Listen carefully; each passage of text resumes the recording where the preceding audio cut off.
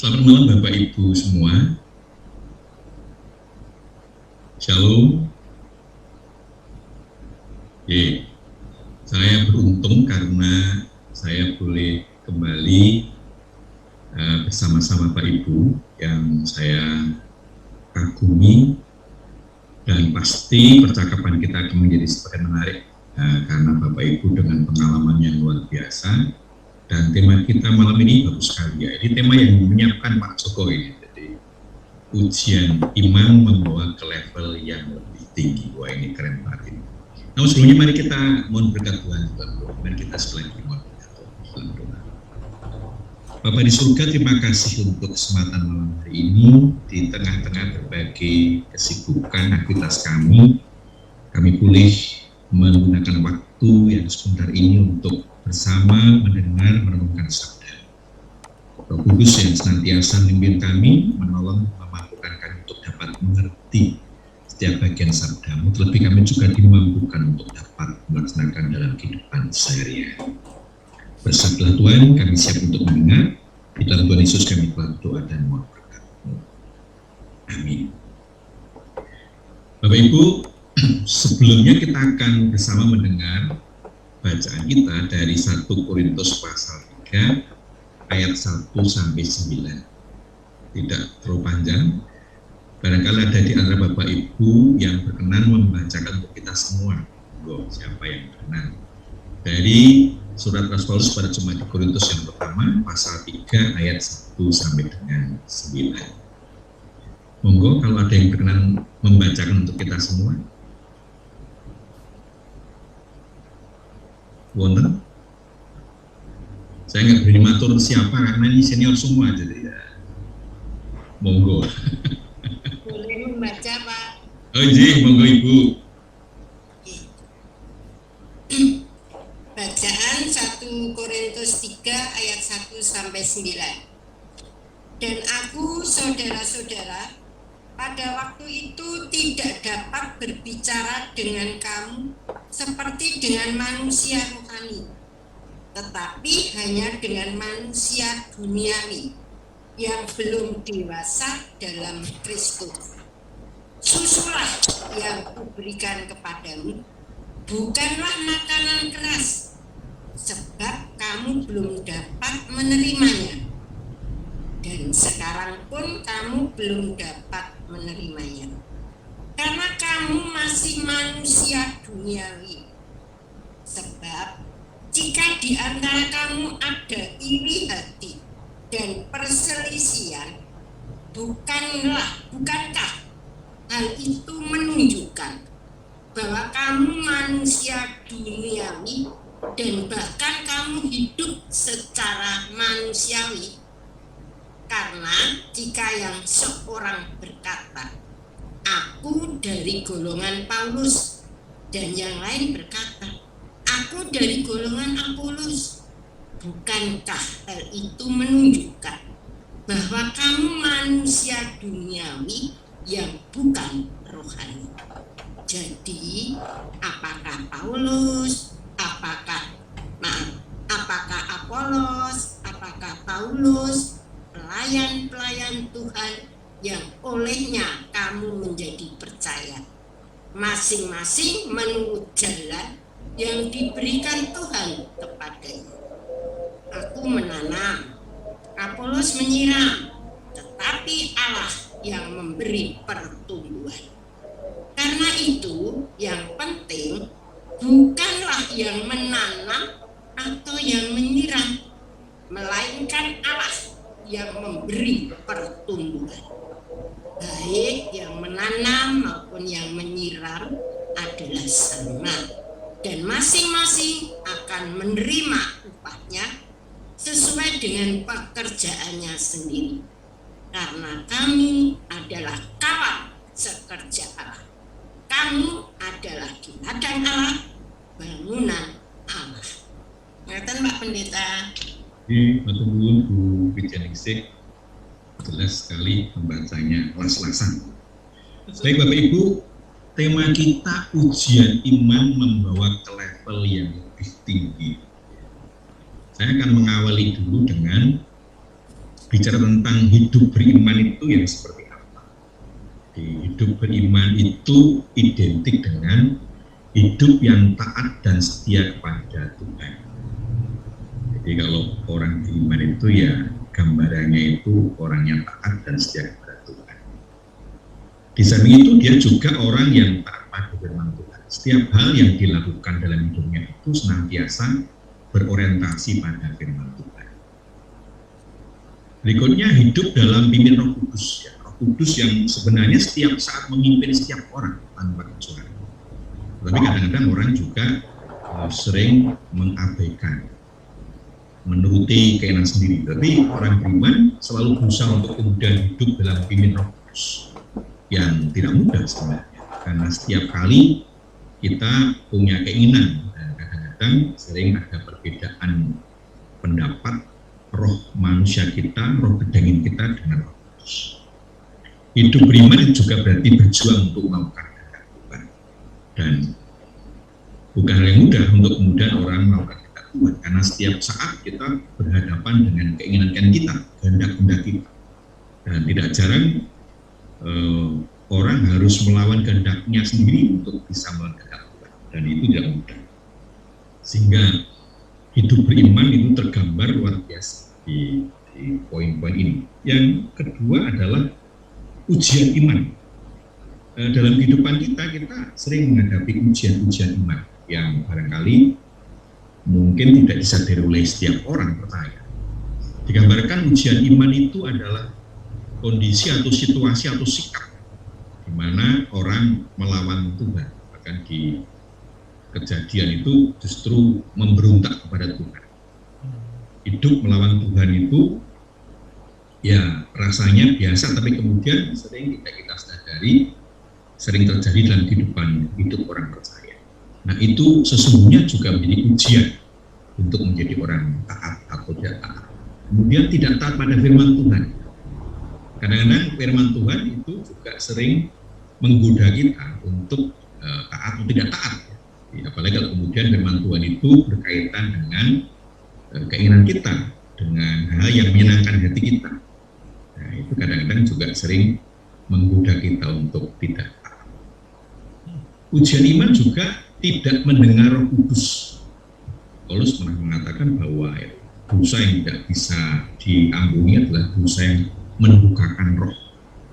Orang yang melawan keinginan roh senantiasa mengingatkan kita. Sederhana dalam kehidupan keluarga kan sering kita beda pendapat dengan pasangan kita. Kadang-kadang juga terbawa emosi, kemudian ya terjadilah perbedaan pendapat yang keras. Sebenarnya Roh Kudus mengingatkan kita untuk bisa mengendalikan diri, tapi kadang-kadang juga out of control ya, sehingga kemudian bisa terjadi orang tidak lagi mendengar kata Roh Kudus. Ini ujian bagi kita. Dan hidup etis. Hidup etis itu hidup yang senantiasa menggambarkan kehidupan yang taat ya, kepada Tuhan dengan firman-firman yang diberikan kepada kita. Saya mengingat apa yang dikatakan Paulus kepada jemaat di Efesus tentang Tuhan sudah menunjukkan kepada kita prinsip-prinsip itu di Efesus pasal 2 ayat 10. Nah, kemudian dari hasil ujian itu apa?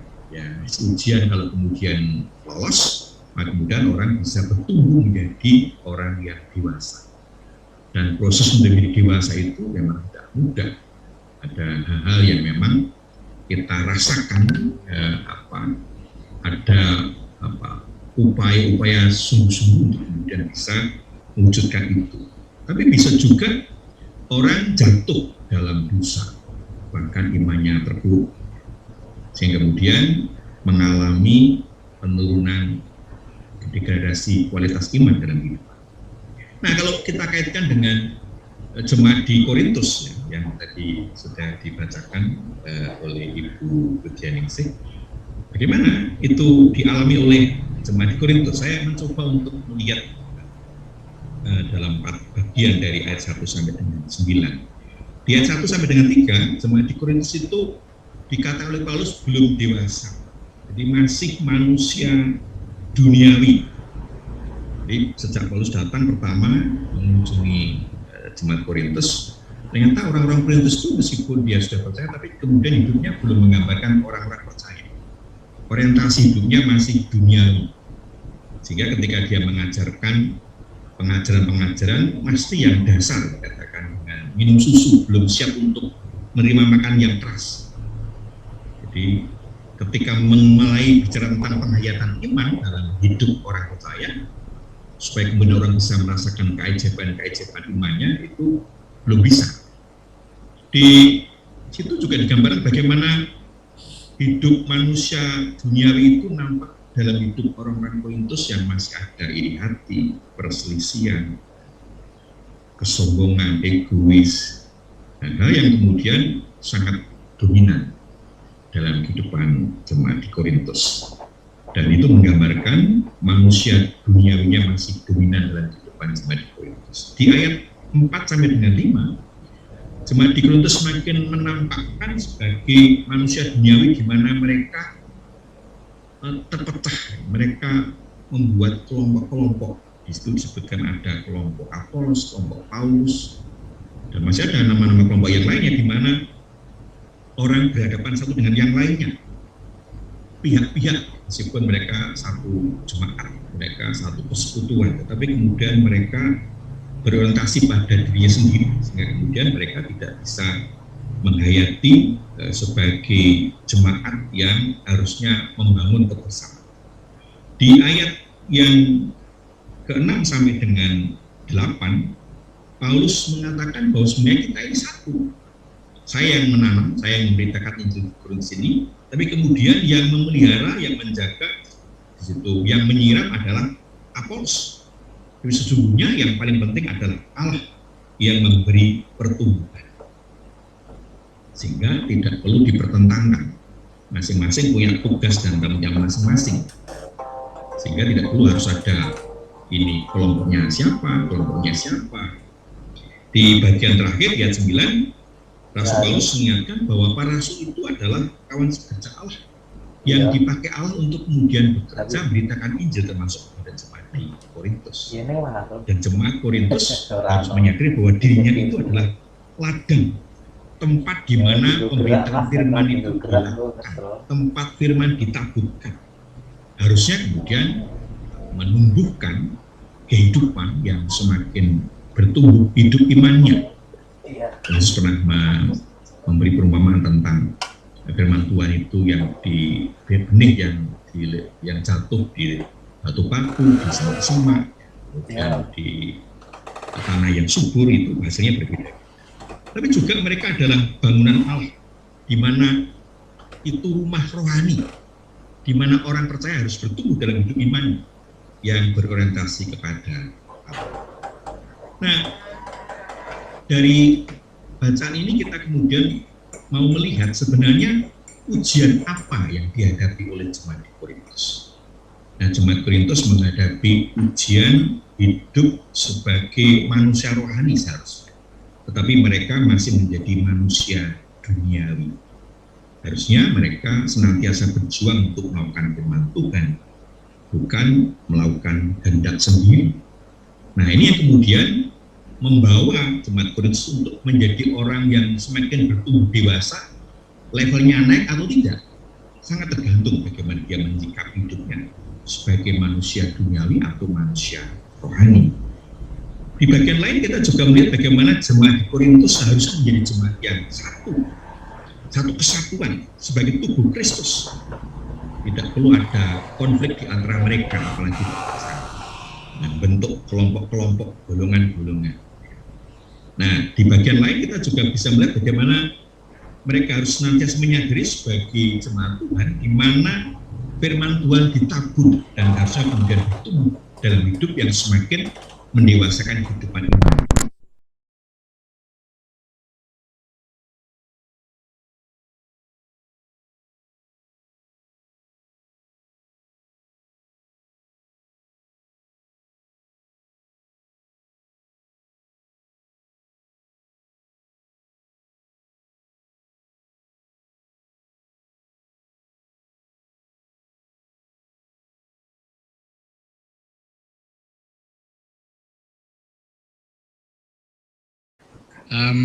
Ini saya sudah baca ini ya, bahan yang sudah disampaikan luar biasa ya. Saya senang urut ya. Ini ada yang menjadi pergumulan saya ini Pak Pendeta Agus. Ini kan apakah surat Korintus ini, apakah ini hanya ditulis oleh seorang rasul yaitu Paulus atau ditulis oleh beberapa yang lain? Itu yang pertama. Kemudian yang kedua, kapan mulai atau timbul perselisihan di jemaat Korintus sampai ada kelompok Apollo, sampai ada kelompok kelompok Paulus. Nah, apakah itu pada perjalanan yang pertama atau kedua atau ketiga? Kalau yang pertama, saya kira belum sampai ke Eropa, belum sampai ke Korintus, Makedonia, sampai ke mana lagi itu. Tetapi pada perjalanan pertama itu kita melihat itu ada jemaat mula-mula di Antioquia. Itu. Nah, kembali kepada perselisihan tadi itu, apakah setelah perjalanan Paulus yang kedua itu dan perselisihan itu sebenarnya sumbernya apa? Ini apakah ini perselisihan antara Paulus dan Apolos atau kelompok yang senang dengan Paulus dan yang senang dengan Apolos itu ya. Nah, kalau jemaat ini yang menyenangi pelayan atau gembala Tuhan, menurut saya itu normal-normal saja. Ini bahkan juga gereja ini favorit saya di sini, favorit saya di sana, yang A, B beda-beda, gitu loh. Nah, jadi sumber perselisihan jemaat ini itu sebenarnya ada pada warga jemaatnya, atau antara Apollo dengan Paulus. Itu dulu. Saya nanti ada lagi Pak beberapa pertanyaan. Ini mungkin ini dulu. Jadi Pak Konali luar biasa ya, sangat jeli ya apa yang Bapak lihat ya. Jadi memang di ayat 1 tadi disebutkan pada waktu dia datang pertama. Jadi memang tidak saat itu, tapi memang sejak pertama dia datang itu dia sudah melihat bahwa ada bibit-bibit dikatakan oleh dia manusia duniawi. Dia ketika mengajarkan pengajaran dasar itu tidak serta-merta kemudian membuat dia semakin bertumbuh. Jadi jemaat Korintus itu memang agak kalau bahasanya itu agak kasar sih, agak lambat ya dalam memahami. Dalam kunjungan Paulus ya ke Asia dan Eropa, memang kemudian beberapa kali Paulus datang ke sana. Dan memang pertumbuhan hidup imannya itu tidak cepat ya, dibanding dengan jemaat-jemaat yang lain. Dan sebenarnya problem perpecahan atau perselisihannya ini bukan kepada para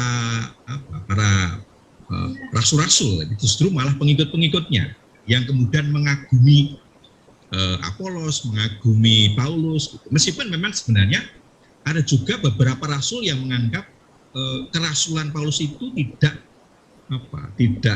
bukan darah biru lah kalau bahasa kita ya. Dia bukan darah biru rasul sebenarnya. Dia adalah rasul yang kemudian semacam rasul karbitan gitu ya. Tapi memang itu di sisi lain yang kemudian kita temukan dalam pelayanan para rasul gitu ya. Tapi kemudian sebenarnya di sini memang lebih kepada semacam loyalitas orang-orang Korintus yang kemudian menempatkan masing-masing itu pada orang yang dikagumi. Buktinya kemudian di bagian bawah nanti kita bisa melihat di bagian ayat itu kemudian justru Paulus yang mengingatkan bahwa kita ini satu tubuh. Kalau saya dan Apolos itu kemudian punya peran masing-masing, itu kami itu dipakai Tuhan untuk melakukan pekerjaan ini, dan sebenarnya Tuhan yang yang hebat, Tuhan yang luar biasa. Tugas saya memberitakan Injil, tapi kemudian Apolos yang kemudian merawat kehidupan jemaat, karena setelah saya beritakan, yang datang ke sana adalah Apolos. Nah memang kalau direfleksikan dari kehidupan sekarang, kalau boleh saya mengambil contoh pendeta, godaannya itu kan, kalau pendetanya lebih dari satu itu kan jemaat tergoda untuk membanding-bandingkan. Jadi kalau toh ada orang yang mengagumi pendeta satu, yang lain ya wajar saja. Artinya itu seharusnya kemudian masing-masing punya keciri khasan yang harusnya kita tempatkan secara proporsional. Para pendeta ini ya sama-sama melayani, dipakai Tuhan untuk pekerjaan Tuhan di dalam jemaat itu. Sehingga kemudian seharusnya jemaat memahami secara proporsional. Nah kalau kemudian ada semacam fanatisme sempit, apalagi benar ada penolakan, apalagi ada permusuhan, nah itu yang kemudian justru diingat oleh Rasul Paulus. Jadi sebenarnya bukan saya dan Apolosnya yang harus kalian lihat, tapi bagaimana Tuhan yang memakai saya dan Apolos untuk kemudian membuat jemaat Korintus ini, dan kemudian Tuhan yang menumbuhkan, Tuhan yang menciptakan jemaat ini, dan Tuhan yang menumbuhkan jemaat ini. Itu yang seharusnya kemudian disadari oleh orang-orang di Korintus, dan itu yang kemudian menjadi pokok percakapan dalam perikop ini. Sehingga kemudian Paulus perlu mengingatkan, kalian harus kemudian menyadari bahwa kamu harus menjadi manusia rohani, bukan manusia duniawi yang kemudian orientasinya pada keinginan-keinginan duniawi. Ada perselisihan, ada iri hati, ego yang kemudian dominan, yang kemudian mengalahkan panggilan-panggilan hidup sebagai jemaat, sebagai orang percaya. Ya, jadi nampaknya Paulus kok melihat pengelompokan ini sesuatu yang mengganggu dalam pertumbuhan iman. Saya juga merasakan, saya sudah mencoba saya ingin berbagi pengalaman. Saya mencoba ketika saya menjadi pendeta jemaat yang mau emeritus, saya minta majelis sebelum 10 tahun, saya sudah minta untuk kemudian segera berproses, supaya kemudian saya bisa bersama dengan pendeta yang muda nanti untuk berproses alih generasi gitu ya. Dan kemudian baru tahun ke-8, dan saya punya waktu 5 tahun untuk bersama-sama dengan pendeta muda. Dan itu juga tidak mudah ternyata, tapi kami bisa melewati masa-masa rentan itu dengan baik, meskipun kemudian masih juga muncul dalam tengah-tengah jemaat membanding-bandingkan satu dengan yang lainnya. Tapi membandingkan itu seharusnya tidak kemudian merubah esensi penghayatan kita terhadap pendeta, terhadap rasul, ya. Karena masing-masing punya tugas tanggung jawab dan tidak perlu berlebihan ya, karena sebenarnya kita ya, para rasul dan para pelayan di dalam gereja ini ya dipakai Tuhan, dan kemudian yang harus kemudian membuat mereka tersentuh bagaimana Tuhan berkarya melalui para hambanya ini yang kemudian mendampingi jemaat dalam pertumbuhan. Jadi memang lebih kepada jemaat, tapi memang pada waktu itu dalam perkembangan pewartaan para rasul memang juga sempat muncul ada konflik di antara para rasul, tapi memang tidak nampak di jemaat Korintus ya. Kemudian muncul ada pandangan-pandangan berbeda. Dan waktu itu memang agak keras Petrus misalnya dengan Paulus ya. Maka memang kemudian nama itu muncul di berbagai jemaat ya, di Asia, di Eropa, terutama di Eropa ya, setelah kunjungan ke tiga keempat oleh Paulus. Mungkin itu Pak Ponali, mudah-mudahan bisa memberikan gambaran apa yang Bapak kritisi dari bacaan kita ini. Matur nuwun. Baik Pak, terima kasih, dan saya masih ada satu lagi nanti ya, tapi biar kesempatan dulu pada yang lain ya.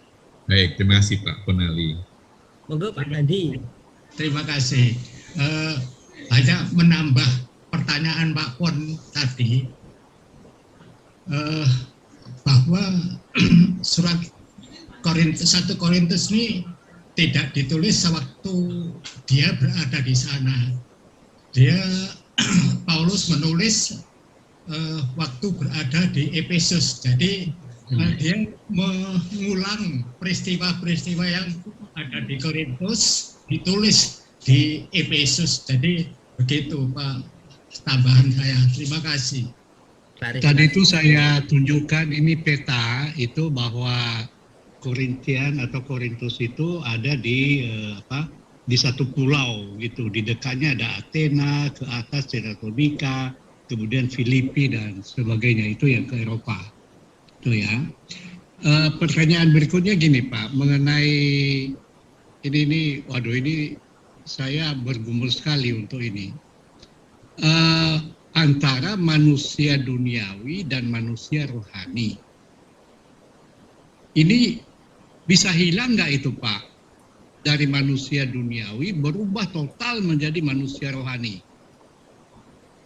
Nah, kalau saya andaikan bahwa manusia rohani itu adalah miliknya Kristus, maka saya kasih angka 100% atau 100.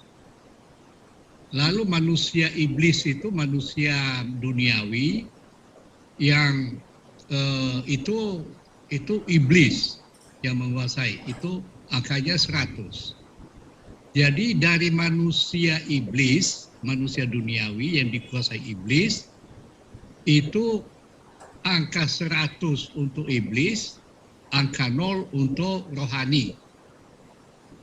Lalu kalau iblisnya itu, manusianya itu mulai bertobat, maka manusia duniawinya itu turun menjadi 70. Berarti manusia rohani berarti 30. Kemudian mencapai 50 duniawi, 50 rohani. Naik 70 rohani, 30 duniawi. Naik 100 duniawi, 100 rohani, lalu 0 duniawi. Itu bagi saya itu nonsen itu, kalau itu miliknya Kristus kalau 100. Jadi yang dinamakan apakah ada keseimbangan itu antara manusia rohani dan manusia duniawi dalam diri kita pribadi. Dan itu kira-kira yang dinamakan manusia rohani itu dimulai dari perbandingan berapa? Apakah setelah melewati 50-50 atau apakah boleh manusia rohani boleh dikatakan itu 70 duniawi, 30 rohani. Boleh nggak disebut manusia rohani itu? Begitu. Ini mungkin bagi saya, karena saya lebih senang menggunakan tabel ya atau gambar grafik gitu. Jadi ini dalam kehidupan kita sehari-hari ini kita tahu bahwa mohon maaf ya kepada Bapak Ibu yang lain ya, kita tidak bisa lepas 100% dari masalah duniawi. Kita aja di rumah tangga sering marah-marah kok. Dengan pasangan pun atau dengan anak-anak. Tetapi kemarahan yang kita lontarkan di dalam keluarga kita, ini saya ambil contoh dalam keluarga kita, itu kalau kita masih sadar bahwa kita itu adalah milik Tuhan, maka kan itu tidak berkelanjutan. Lalu ada penyelesaian, lalu ada rasa mengampuni dan sebagainya dan sebagainya. Dan begitulah perjalanan hidup kita, saya kira dari kita sampai dari sekarang sejak kita lahir sampai nanti kita dipanggil Tuhan, itu selalu ada manusia duniawi, manusia rohani, duniawi rohani. Nah, menurut Pak Pendeta, ini kemenangan kita supaya bisa menjadi manusia rohani itu yang bagaimana kalau kita bikin dalam angka? Ini terima kasih Pak. Ya. Sebelum langsung. Oh, Pak Laksono, monggo. Saya nyala saja ini. Ini musuh diskusi saya ini. Mempertajam Pak, monggo. Ya, gini Pak Fon itu adalah saintis ya, doktor bidang apa itu, teknik nuklir gitu ya. Wah, jadi caranya berpikir itu kuantitatif. Ya. Yang mencoba untuk menerapkan masalah ini dalam suatu ukuran yang pasti gitu. Meskipun sebetulnya ya Pak Fon sendiri merasa ini memang tidak pasti kan. Yang kita itu bergerak dan kadang-kadang marah, kadang-kadang tidak marah, kadang-kadang khusyuk, kadang-kadang juga agak nakal sedikit gitu ya. Jadi memang tidak pasti. Kalau saya lebih cenderung untuk mengatakan manusia itu ya memang seperti itu, dia adalah bagian dari dunia. Tapi dia sebetulnya adalah anak surga. Tapi bagian dari dunia, sehingga memang kadang-kadang jadi dunia, kadang-kadang jadi surga. Tidak bisa surga terus. Kalau kita rohani terus, lalu kan membosankan hidup ini. Ini orang dunia mikirnya begitu, Pak. Saya merasa kita semua itu orang dunia. Kenyataannya apa? Gereja saja seperti itu. Gereja itu kan milik Tuhan, rumah Tuhan katanya. Tapi gereja itu bisa pecah, Pak. Bisa. Banyak sekali gereja yang pecah. Bisa. Kasus di Salatiga itu jadi 2 gereja karena perkelahian antar pendeta atau antar pendeta dengan warga atau apa itu ya, saya nggak ngerti persis. Ya, jadi lalu NIA sendiri mempunyai 9 atau 8 sinode. Kenapa kok tidak satu saja gitu loh? Itu kan karena perpecahan, karena perbedaan pendapat gitu loh. Nah, apakah lalu kita mengatakan sinode-sinode di NIAS itu adalah setan? Kan tidak bisa kita mengatakan begitu, Pak. Karena dia adalah seolah-olah mencerminkan dunia gitu, pecah sampai pecah itu kan jadi dunia. Tapi di dalam tubuh mereka sendiri juga sebetulnya ada semuanya, ada apa namanya, rohaninya. Gereja masa nggak ada rohaninya? Ya mesti ada tuh rohaninya.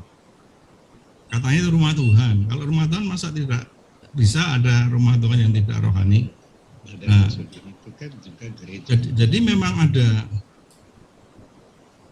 Mungkin nanti Pak Pendeta bisa memberikan penjelasan yang lebih ini ya, yang lebih tajam begitu.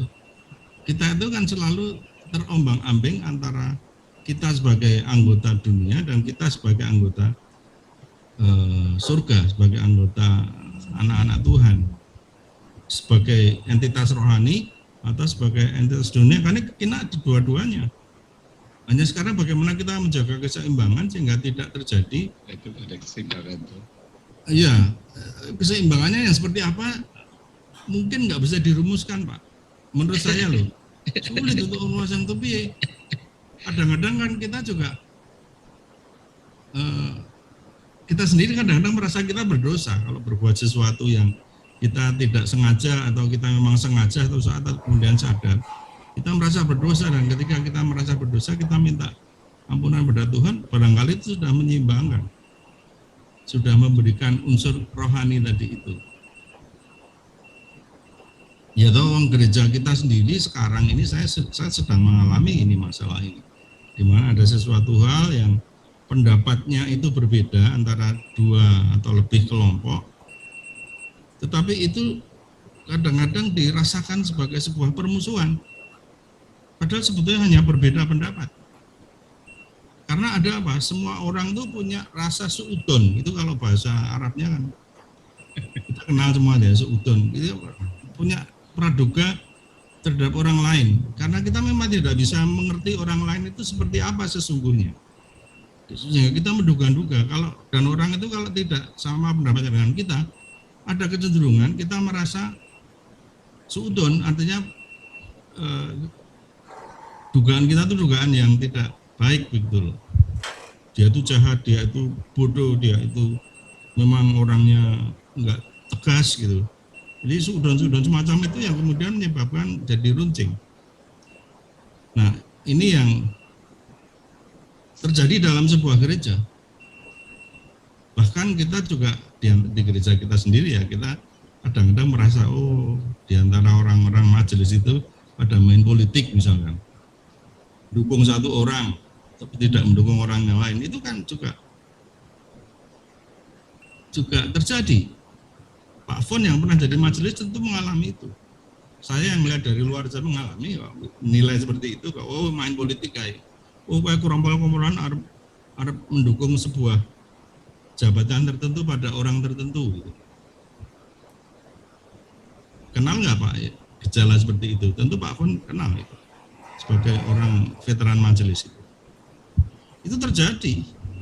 Berarti kesimpulan saya barangkali sementara ini semua gereja di dunia ini adalah Korintus.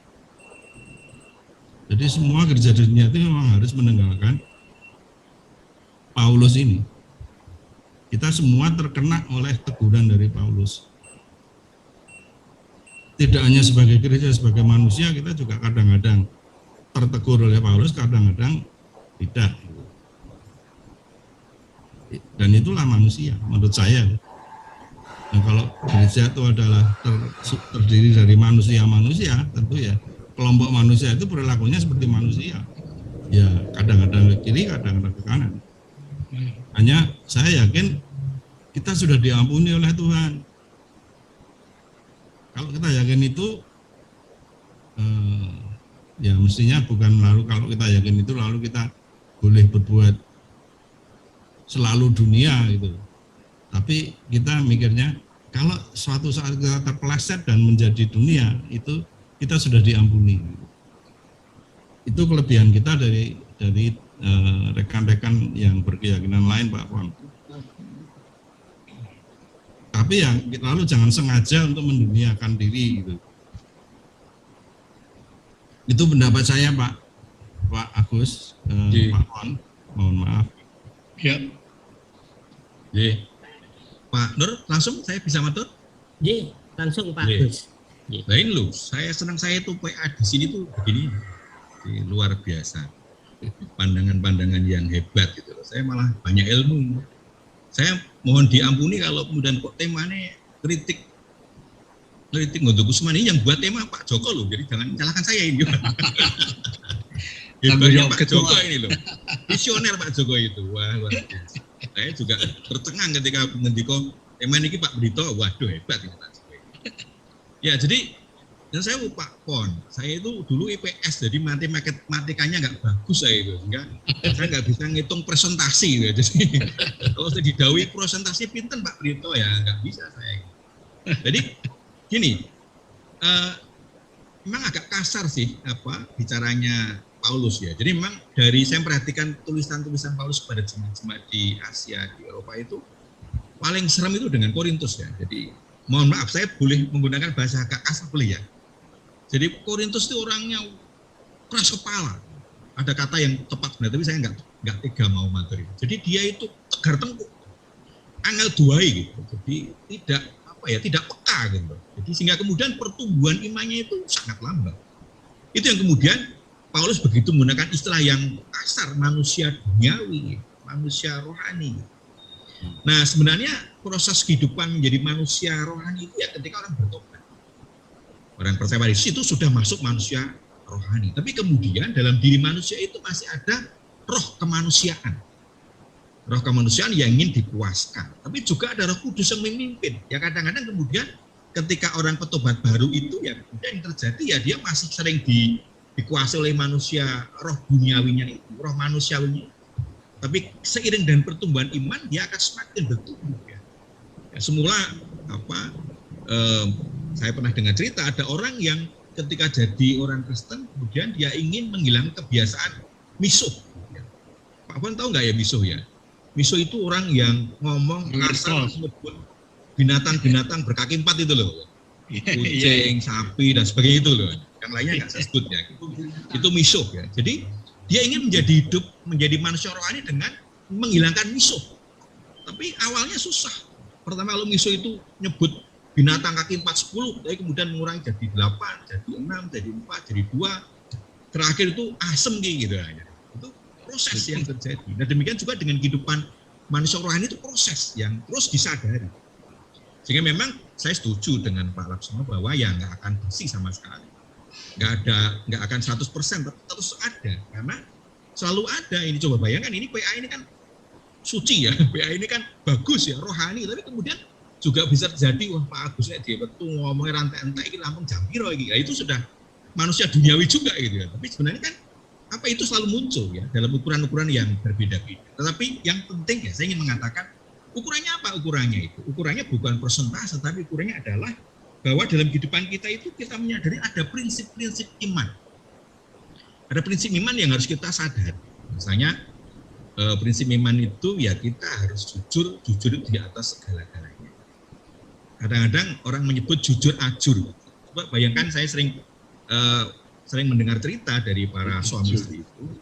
Kadang-kadang para suami itu sebenarnya tidak jujurnya itu yang menyebabkan tidak jujur itu istrinya kan. Kenapa? Karena ketika dia jujur itu istrinya marah. Supaya tidak marah maka ya dia nggak jujur. Lo mas kok baru pulang jam segini, biasanya jam segitu. Nah kalau dia jujur bisa dimarahi istrinya, bisa perang dunia keberapa. Karena tadi sebelum pada waktu pulang kantor itu kemudian ketemu mantannya, kemudian diajak ngobrol, yuk kita ngobrol dalam ketemu, terus mampir kafe. Nah pulangnya agak terlambat. Nah kalau ini ngomong jujur, wah ini bisa nggak karuan. Maka kemudian demi untuk stabilitas keluarga maka dia nggak jujur, kemudian ngomong dengan alasan yang lainnya. Nah kalau kemudian kita menyadari kejujuran itu menjadi utama meskipun itu berat, nah itu bagus. Saya dengan istri saya itu sepakat, pokoknya jujur loh, apa resikonya berat, menyakitkan, membuat kita sedih, pokoknya kita jujur. Nah memang berat, tapi kemudian lama-lama jadi indah juga meskipun ya ngomel sebentar. Nah proses untuk menjadi manusia rohani itu memang tidak mudah. Ada risiko-risiko.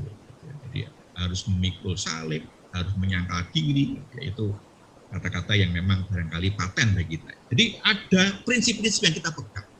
Setiap orang manusia rohani itu ada prinsip-prinsipnya. Apa saja dalam bekerja, dalam kehidupan keluarga, dalam kehidupan pribadi. Yang kedua adalah ada kesadaran. Tadi Pak Laksono sudah banyak ngendi kok kesadaran. Aku sadar ini keliru iki jajane. Tapi ya piye meneh gitu. Jadi kemudian kesadaran itu harus ada. Dan saya kagum dengan Pak Fonali yang kesadarannya jauh dalam banget gitu. Sampai Pak Fonali menghitung persentasenya berapa ini harusnya. Ini kan dalam banget itu ya. Saya nggak membayangkan Bapak Ibu ada yang berpikir sejauh itu. Wah ini luar biasa. Dalaman penghayatannya udah dalam banget gitu ya. Jadi saya bersyukur malam ini boleh melihat kesaksian-kesaksian hidup yang luar biasa. Dan saya yakin Bapak Ibu semua yang mungkin tidak ngendiko pun sama sebenarnya. Punya pengalaman-pengalaman seperti itu yang sebenarnya ya ini manusia rohani banget sebenarnya. Meskipun sering berhadapan, sering ketabrak manusia duniawi, sering tergoda untuk itu, tapi kemudian kesadaran itu menjadi penting. Karena kesadaran itu akan membuat kita akan berjuang untuk menjadi manusia rohani, meskipun memang jalannya tidak mudah. Nah, yang ketiga kemudian ya kembali kepada itu, kembali bertobat, kembali kepada kehidupan yang seharusnya. Nah ini yang menurut saya ini penting. Nah sehingga ketika sadar bahwa ini salah, ini bukan manusia rohani, ya kembalilah kepada manusia rohani, kembali kepada kehidupan yang seharusnya kita jalani sebagai orang percaya. Dan ukuran yang akan bisa kita rasakan ketika kita merasa damai sejahtera, itulah sesungguhnya manusia rohani yang kita rasakan dalam kehidupan kita. Jadi memang tidak sempurna, tapi ketika kita damai sejahtera, itulah sebenarnya manusia rohani yang kita rasakan. Dan bisa jadi damai sejahtera itu belum selesai masalahnya, masih dalam proses, tapi kemudian perasaan itu yang membuat saya sudah pada relnya, saya sudah pada jalan tracknya, gitu. Sehingga kemudian justru itu yang harus kita perjuangkan. Kita harus kembali ke track sebagai orang percaya yang kemudian harus kita jalan. Saya sangat memahami tadi Pak Laksono meskipun ngendikane penuh samudono, penuh perumpamaan gitu, tapi kemudian saya menghayati betul kedalaman penghayatan beliau dengan berbagai hal yang tadi beliau ceritakan di balik peristiwa-peristiwa itu yang kemudian memang ada banyak hal. Dan kadang-kadang orang-orang tertentu, orang-orang yang oleh Tuhan dilihat luar biasa itu bisa dipercaya untuk kemudian menghadapi situasi-situasi seperti itu. Ya saya dulu sering didhawuhi untuk melayani di atas ya, ketemu dengan Pak Fonali ya. Jadi, saya melihat beliau itu wajahnya itu tetap sumringah, padahal saya tahu betul doa-doa yang selalu saya diminta itu tolong doakan para donatur, dan sebagainya. Itu ada pergumulan yang berat, tapi kemudian bisa dilewati dengan damai sejahtera. Karena memang itu proses kehidupan. Dalam kehidupan kita pun demikian. Kalau tadi Pak Laksono berkenan menceritakan pengalaman di Ombudsman, ya ada banyak yang nggak akan selesai saja. Ada terus ada. Tapi kemudian ini berproses menuju kepada manusia rohani. Dan saya yakin ini dinamika ini akan terwarnai oleh orang-orang hebat seperti Bapak Ibu yang punya penghayatan yang luar biasa. yang kemudian membangun kesadaran pada orang lain melalui sikap bicara, penghayatan dalam pelayanan yang benar. Sehingga ya kita akan terus mengupayakan dalam keseimbangan untuk kemudian menjadi manusia rohani. Tetapi memang nggak bisa kita lepas dari itu karena setiap kali. Jadi saya sering menghayati ketika pekerjaan Tuhan, ketika proyek Tuhan dilakukan, maka setan membuat proyek yang lebih canggih, yang bisa menggoda kita. Hati-hati dengan itu. Maka ketika kita menghadapi hal-hal yang kemudian berbalik dengan apa yang kita pahami, berhati-hatilah, jangan-jangan ini proyeknya iblis ya, untuk menggagalkan pekerjaan Tuhan yang dipercaya pada kita. Dan saya sangat paham Bapak Ibu semua ini orang-orang hebat yang diberi kepercayaan Tuhan untuk menangani pekerjaannya, untuk kemuliaannya di dunia ini melalui bidangnya masing-masing. Dan pasti ada banyak tantangan hambatan. Dan menurut saya Pak Laksono memberikan gambaran yang bagus pada kita, bagaimana dinamika itu harus kita lihat, meskipun tidak selalu akan selesai. Ya selesai nanti saatnya akhir ketika masing-masing kita dipanggil Tuhan, wis cukup, ayo ning swarga, ning sing tentrem rahayu gitu. Semasa dunia masih ada saja pergumulan itu, dan dinamika itu sebenarnya indah banget itu sebenarnya. Disian Pak. Katanya nyonya saya rumahnya belum jadi, makanya belum dipanggil. Ojo disik-disikan, kagawean gereja. Gedungnya rung dadi. Oh iya, makanya menurut saya itu nggak ada pensiun ya, meskipun saya udah itu saya tetap melayani di mana saja. Termasuk ketika Pak Joko nimbali saya dengan sumrintil gitu, untuk kemudian sowan di PA virtual ini, karena ya saya terus ya bahkan saya selalu menawarkan proposal proyek pelayanan kepada Tuhan, saya siapin agar kemudian saya nggak dipanggil-panggil gitu. Misalnya proyeknya saya harus selesaikan proyek-proyek itu. Sehingga ya setiap kita punya kesempatan, kenapa tidak kita mengambil bagian dalam pekerjaan, dan berbahagialah ketika kita masih dipercaya meskipun usia kita sudah tertentu gitu. Konon kabarnya hasil penelitian di Amerika itu usia paling produktif yang paling hebat usia 70-80. Wah, 60-70 itu menuju ke sana, 70-80 itu paling hebat karena sudah sudah punya pengalaman, selalu aktif, kemudian apa yang dilakukan itu mesti lebih tepat. Jadi menurut saya yang saya hadapi sekarang adalah orang-orang yang hebat yang dalam usia-usia serentak itu ya, 80. Saya bersyukur sudah masuk bagian itu di awal 60-an. Dia ngatakan Pak Nur saya matur nuwun monggo. Nggih. Matur nuwun Pak Pon dan Pak Tono. Nah, ini Pak Suryadiman sudah membuka mic. Monggo Pak Suryadiman. Waduh, kenunul ini tadi. Nggih. Saya mencoba ini. Selamat malam Pak Pendeta Sugeng Haryanto. Iya, dalu. Ini judulnya itu temanya ujian iman membawa ke level yang lebih tinggi. Ini menarik ini temanya. Nah, saya ingin bertanya, yang pertama, ujian iman membawa ke level yang lebih tinggi, itu lebih tinggi dalam hal bidang rohani apa bidang duniawi, atau malah kedua-duanya? Itu yang pertama. Yang kedua, itu pada tahun sekitar 70-an ya, 70-an lebih.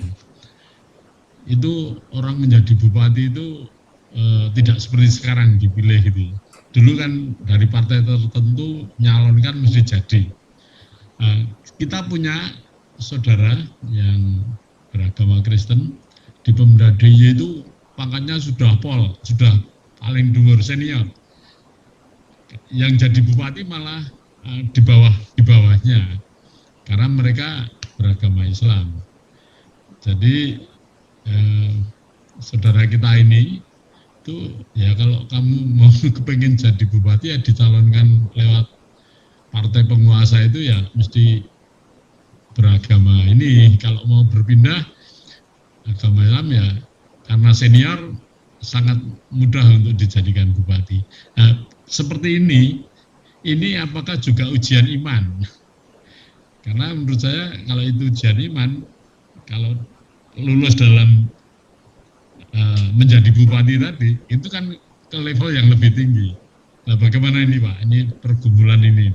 Sehingga dulu milih tidak pindah agama, milih tidak akan menjadi bupati, tapi tetap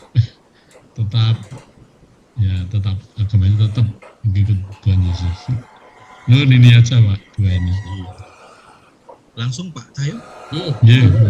Langsung Pak. Jadi ujian iman ini menjadi lebih tinggi dalam arti ya saya sebenarnya tidak terlalu tertarik bicara rohani jasmani karena Paulus mulai dengan itu ya. Jadi ya semakin dewasa dalam iman. Karena di komentarnya Paulus di depan terhadap Korintus itu kan ketika orang-orang Korintus diberi dasar-dasar iman itu ya tidak serta-merta kemudian membuat dia semakin bertumbuh gitu ya. Jadi sebenarnya ya semakin tinggi dalam pengertian ya dalam rohani ya. Nah bisa jadi tidak tinggi di dunia gitu ya, karena memang orientasi mungkin berbeda. Nah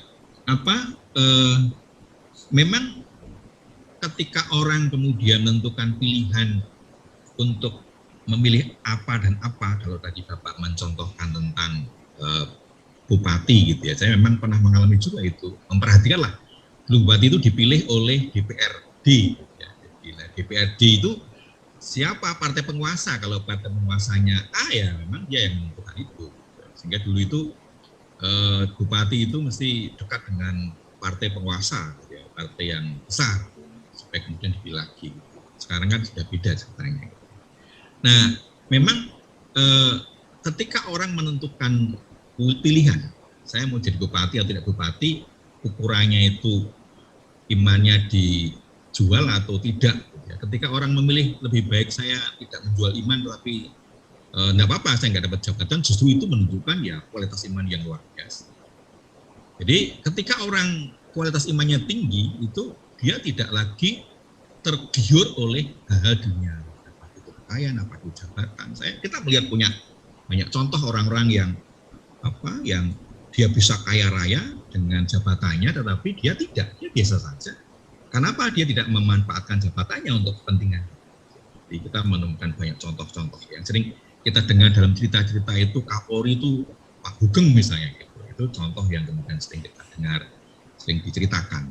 Dalam kehidupan kita pun juga banyak, Bapak Ibu pun juga bisa menjadi contoh bagi orang lain tentang menghayati prinsip iman yang kemudian tidak tergoyahkan oleh tawaran-tawaran apapun yang menggiurkan sekalipun. Karena sebenarnya kehidupan dunia ini sarana bagi kita untuk melayani Tuhan, sarana bagi kita untuk beribadah pada Tuhan, bukan tujuan. Tujuan kita ya persekutuan dengan itu. Sehingga memang seharusnya kita semakin tinggi. Ada lagu ya yang Kidung Jemaat 400 kan. Kita semakin tinggi semakin dalam. Bagaimana kehidupan iman kita semakin tinggi semakin dalam. Nah, memang ukurannya bukan usia ya. Ketika orang usianya banyak itu mesti makin tinggi juga. Tergantung bagaimana penghayatan imannya. Tapi saya melihat di depan saya ini ya Bapak Ibu yang usianya sudah lebih dari saya itu yang hebat-hebat. Jadi kualitas imannya juga luar biasa. Jadi artinya justru ini yang seharusnya kemudian kita upayakan. Kita masih menghadapi ujian-ujian iman, tapi bagaimana ujian iman itu menjadi sarana kita untuk semakin tinggi kualitas kita, semakin naik level kita. Dan kemudian kita tidak terpengaruh oleh godaan-godaan dunia, kita tidak terjatuh, kita semakin kuat. Bahkan kemudian kalau bahasa gojekannya itu ya iblis sudah nggak mau lagi godain kita, karena kita nggak akan pernah mudah tergoda, kita nggak mempan digoda apapun. Sehingga kemudian ketika iblis ketemu kita pun malah ketakutan karena kita begitu kuatnya, bahkan kemudian kita bisa mengalahkan dia dengan hal yang dia lakukan. Jadi memang lebih kepada kualitas iman ya yang kemudian semakin bertumbuh dewasa, dan kedewasaan iman itu sebenarnya kalau saya boleh menghayati ya terasa gitu, terasa getarannya gitu, jadi karismanya gitu. Tuhan berikan karisma, Tuhan berikan hikmat. Bicara pun kelihatan ya, orang bicara itu nampak gitu, ini tinggi gitu ya. Ketika bertemu pun juga nampak gitu. Jadi Bapak Ibu mungkin pernah merasakan, saya dulu zaman waktu kecil gitu ya, ketika ketemu pendeta itu rasanya beda gitu. Sekarang ini beda juga gitu ya. Jadi ada banyak orang bercerita, wah saya itu kalau ketemu pendeta itu kok rasanya gimana itu, ada karisma, ada wibawa gitu. Tapi kalau yang itu kok enggak ya gitu, kenapa ya? Ya dari itu lebih kepada level. Tapi sebenarnya setiap orang yang dikhususkan oleh Tuhan harusnya kemudian pada titik tertentu itu. Tapi kadang-kadang tadi godaan-godaan duniawi tadi itu yang kadang-kadang kemudian membuat orang bergoda. Maka mohon maaf saya tidak malu tapi prihatin sebenarnya. Sekarang ini memang khususnya di GKJ ya kita sering menemukan kenyataan-kenyataan hamba-hamba Tuhan yang tidak ideal yang kita harapkan. Tapi biarlah kemudian hidup ini juga berproses untuk kemudian mengalami perjumpaan dengan Tuhan dan kemudian semakin meningkat kualitasnya sehingga semakin jadi berkat bagi banyak orang. Ngaten Pak Suryadiman, mudah-mudahan memberikan gambaran ya, karena malah cerita kemana-mana gitu. Ngaten nuwun. Nun, Pak Suryadiman sudah dijawab oleh Pak Pendeta dan Bapak Ibu yang lain monggo Pak. Kuning itu Pak Nur. Oh kuning, monggo kuning. Terima kasih. Selamat malam Pak Pendeta Agus. Kita berjumpa melalui jumpa lagi melalui Zoom pada malam hari ini. Terima kasih sekali, banyak pembelajaran tadi dari Pak Pon, dari Mas Laksono sampai Pak Sud. Menurut saya banyak sekali sebenarnya faktor-faktor untuk menjadi manusia rohani atau menjadi manusia duniawi. Jadi saya kira setiap manusia dengan karakter masing-masing tadi sudah terima kasih dicerahkan oleh Pak Pendeta Agus. Itu sudah menurut saya iman saya menjadi naik levelnya Pak, yang tadinya tidak tahu saya menjadi tahu, itu sudah suatu level gitu ya. Tapi memang di dalam suatu proses yang saya alami, kalau kita mempunyai suatu masalah Pak, seakan-akan iman kita levelnya itu akan menjadi lebih naik, doanya misalnya juga lebih sering ya. Ini saya alami selama suami saya menderita stroke gitu 1,5 tahun. Nah mungkin kita seakan-akan ingin mencari sandaran, ingin mencari sesuatu kekuatan, dan kekuatan itu saya kira tidak hanya didapatkan dari manusia, tapi hanya Tuhan. Tadi katakan hanya Tuhan Allah saja sebenarnya teman sekerja kita di dalam kehidupan ini. Jadi kalau tadi Pak Jono mengatakan di gereja, majelis dan sebagainya, saya kira itu dunia ya Pak ya. Mungkin karena setiap orang punya karakter yang berbeda dan saya juga merasakan. Tapi sebenarnya itu adalah urusan manusia. Tapi kalau urusan dengan Tuhan adalah tadi manusia rohani. Nah, pertanyaan Pak, karena memang kedewasaan iman tadi yang untuk bisa menuju level gitu ya Pak tidak mudah. Pasti saya katakan tadi jungkir balik ya. Tadi kalau Bapak istilahnya sering juga di dalam kehidupan kita, saya percaya mesti sudah juga pernah mengalami kekerasan di dalam kehidupan ini. Nah ini kira-kira kiatnya apa ya Pak? Karena terus terang Pak, tidak mulus-mulus sajalah kita untuk bisa menjadi manusia rohani. Perlu ujian itu berat pun kalau seperti yang kita lihat di dalam Alkitab, bagaimana Tuhan juga sering memberi ujian gitu ya. Tetapi kalau kita tetap taat ya ujian itu akan bisa kita lakukan. Tapi kan tidak semudah itu ya, tidak semudah membalikkan tangan. Itu yang saya alami ya Pak. Jadi perlu pergumulan, perlu juga mungkin kekecewaan gitu ada Tuhan loh. Suami saya sering mendoakan orang setiap hari, tapi kok malah sekarang stroke ya, mungkin seperti itu. Nah, ini kan saya berarti sudah down menjadi manusia duniawi, tetapi suatu saat pun kita akan bangkit karena sesuatu yang motivasi untuk menjadi. Ya, kira-kira kiatnya apa ya Pak agar kita itu stabil, tidak mulah malih. Manusia rohani masih kadang-kadang masih lebih-lebih di usia terus terang 70 tahun ke atas ini gitu ya Pak. kira-kira apa? Matur nuwun Agus itu Iya. curhat. Baik. Pak Cahyo langsung? Langsung Pak Agus, monggo. Iya. Ya, agak susah ya karena memang untuk bisa stabil itu gak gampang ya.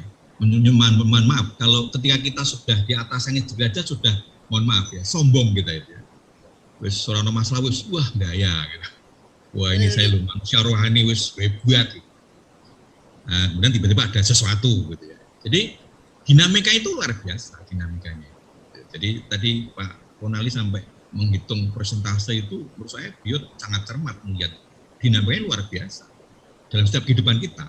Maka saya itu kadang-kadang ya gojekan aja gitu. Kadang-kadang kalau semua lancar itu malah saya deg-degan ini, apa nopo ya gitu. Jadi artinya justru ya kita senantiasa waspada, tapi juga kemudian tidak takabur. Ketika Tuhan berkati luar biasa ya bersyukurlah supaya kemudian kita sadar bahwa ini datangnya dari Tuhan bukan dari kemampuan kita, kehebatan kita. Jadi kalau Tuhan berkati luar biasa itu malah jadi mikir, waduh, ini ngerti itu langsung tibobruk, jatuh, wah, terpuruk, nah kan menakutkan. Oleh karena itu maka kesadaran tentang hidup sebagai manusia rohani itu menurut saya harus terus dijaga. Doanya intens tidak hanya ketika bulan, dia setiap saat doa intens. Saya itu kalau mau tidur itu ya kalau belum berdoa menyerahkan pada Tuhan itu ya nggak tenang saya itu. Pernah dulu waktu saya masih tinggal di Bubah sebelum jadi pendeta itu pernah malam-malam itu ada tikus lewat di muka saya itu nyek gitu. Jadi bisa dibayangkan itu. Kan bisa juga ada coro. Saya pernah waktu di rumah dinas itu tetangga saya itu jerit-jerit. Ternyata ada cere masuk di telinga gitu. Saya kemudian dibangunkan, Pak, ini kok Pak Brito ini pripun? Nah, terus saya ambil cepet yang untuk nyepet apa itu ya. Terus baterai itu bisa tak ambil itu ya. Coba bayangkan itu kan. Barang sepele yang tidak pernah kita bayangkan. Ada orang ibu-ibu menemukan di bawah kasur itu ada jendol itu apa ternyata ular. Bayangkan itu. Hal yang tidak pernah kita bayangkan itu terjadi. Nah, maka saya setiap berdoa malam itu ya doa Tuhan lindungi kami dari ya jahat, dari binatang jahat, dari manusia jahat. Semua kita serah pada Tuhan. Apakah dalam keadaan baik atau tidak baik, itu kita terus berdoa.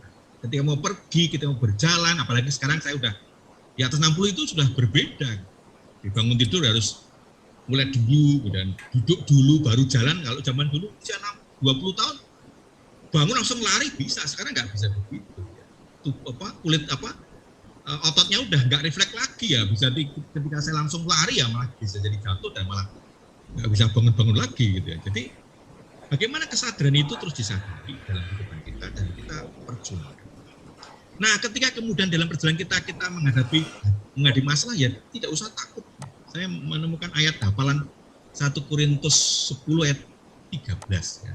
Pencobaan-pencobaan yang kamu alami adalah pencobaan biasa yang tidak melebihi kekuatan manusia. Pada waktu dicobai melebihi kekuatanmu, Tuhan berikan jalan keluar sehingga kamu dapat menang. Kalau kita menghadapi pencobaan itu ya pasti pencobaan itu biasa dan kita bisa menanggungnya. Asal kemudian kita ingat pada Tuhan. Dan ketika kita nggak bisa menanggungnya, Tuhan akan berikan jalan keluar. Sebagai pendeta, saya punya pengalaman ketemu dengan jemaat-jemaat yang cantik-cantik. Jadi saya berpikir, wah istri saya yang paling cantik di dunia, nggak ada yang bisa nyanyi. Jadi ketika kemudian ada pemandangan yang indah pun tidak menggoda saya. Ketika di kantor ya, di rumah sedang butuh uang, kemudian ada tawaran untuk kemudian menerima sejumlah uang dengan cara yang tidak baik. Ya kita harus sadar itu percobaan yang harus kita hadapi. Kalau kita nggak mampu ya berdoalah, minta pertolongan Tuhan dan Tuhan akan mampukan kita.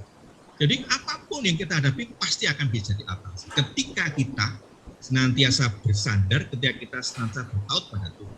Nah kalau kemudian kita sudah lupa diri ya sudah, kita bisa terjebak. Di Yakobus itu ya ketika kita dari percobaan, maka kemudian kalau kita meresponnya ya itu akan kita terjebak dan kemudian menjadi rusak. Nah yang poin yang berikutnya itu adalah Paulus menarik sekali itu di Filipi 4 ayat 3 itu. Dia katakan segala perkara dapat kutanggung di dalam Dia yang memberikan kekuatan kepada. Dalam hidup kita mungkin kita pernah punya pengalaman pergumulan yang berat banget. Buning mungkin merasa pengalaman selama ini ketika mendampingi Bapak itu berat banget. Rasanya nggak mampu saya ini. Datanglah pada tuh. Paulus tuh punya pengalaman saya ini penginjil, tapi kemudian saya harus mencukupi hidup saya sendiri. Beda tuh dengan pendeta itu ketika datang ke jemaat disapa, ditanggapi dengan baik. Ketika acara gereja itu ditempatkan di tempat yang istimewa. Paulus enggak, ketika datang ke kota-kota, terutama di Eropa, berarti di Eropa, gitu ya, dia justru terancam, dia akan dibunuh. Di Filipi dia pernah dipenjara, dia pernah mau dibunuh, dia harus dibawa keluar kota bersama dengan babi-babi. Jadi itu realita yang secara manusia menakutkan, tetapi dia bisa menanggung semua itu. Segala perkara dapat kutanggung dalam dia berikan kekuatan. Kita bisa menanggung semua perkara dalam hidup kita karena Tuhan yang berikan kekuatan. Tuhan berikan jalan keluar pada kita.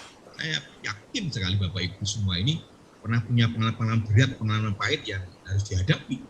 Dan Tuhan hadir menolong, memberikan kita jalan keluar. Meskipun mungkin sudah mentok dan ada jalan, pasti Tuhan juga jalan. Saya pernah punya pengalaman mendampingi warga yang, mohon maaf, mau menikah berbeda. Saya dampingi sampai luar biasa. Sampai kemudian warga ini yang kemudian warga gereja kami itu perempuan itu, Pak Pendeta sudah menyerah, saya mau ikut suami saya aja. Wah, ini udah gimana lagi, wong saya udah berjuang begitu, tapi dia kok malah menyerah.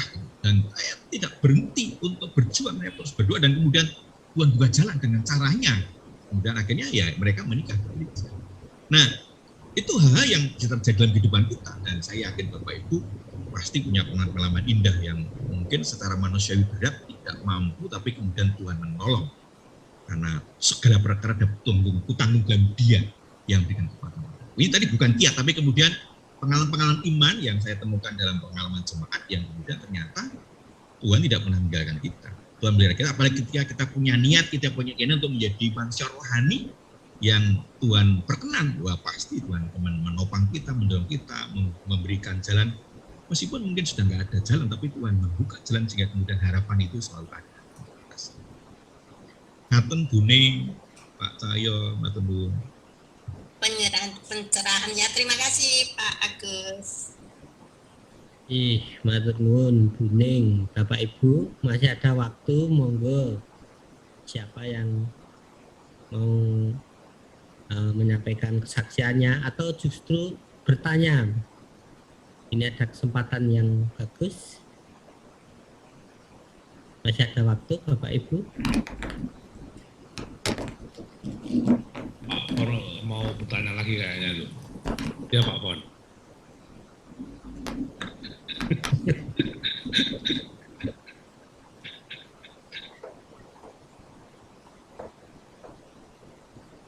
Masih di mute Pak Pon kalau mau.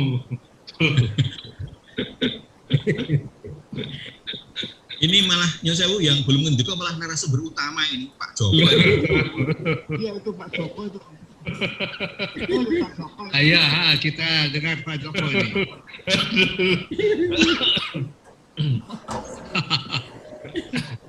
Yang membuat tema. Ya, jadi kesaksian aja. Selama pandemi ini kan kadang-kadang saya harus menyiapkan tema. Tema itu yang kadang-kadang harus saya pilih, harus saya membaca, harus saya membuka internet, harus membuka YouTube dan sebagainya. Kadang-kadang saya kepengennya tema-tema yang agak nyentrik yang kira-kira agak tidak seperti yang biasa di gereja gitu loh Pak. Jadi ya ada sentuhan populernya kira-kira begitu. Itu yang membuat kadang-kadang kami agak susah gitu. Tapi kadang-kadang dalam hal kesusahan seperti misalnya suatu saat saya dapat kiriman WA stoikisme. Stoikisme ini apa? Nah, jadi satu tema ternyata menarik juga stoikisme gitu. Jadi kadang setiap WA, setiap email, setiap saya catat, kemudian saya punya stok tema yang banyak, kemudian kadang-kadang kalau saya masih belum puas lagi ya membuka yang lain-lain gitu. Jadi ini menurut saya juga merupakan suatu naik level ya Pak ya. Kan sebelumnya kan saya nggak pernah menyiapkan tema-tema seperti ini kan itu Pak. saya bisanya hanya temanya, tapi bacaan firmannya itu bagiannya Pak Pendeta, kira-kira begitu Pak. Ini Pak, ini kesaksian aja Pak. Jadi dengan adanya keluarga yang rohani atau pribadi yang rohani, dengan adanya